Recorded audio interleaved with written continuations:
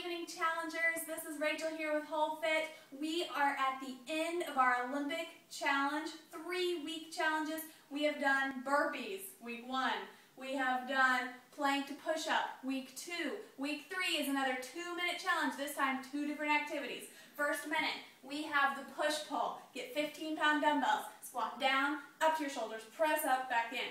Down, up to your shoulders, press up, back in. Second minute, go directly from the push-pulls to the heavy jump rope. We're going to jump this heavy jump rope as many times as you can in that second minute.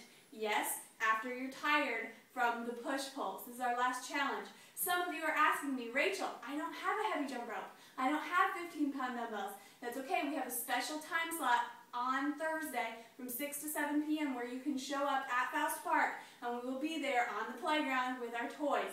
So come join us, and we would love to see you there.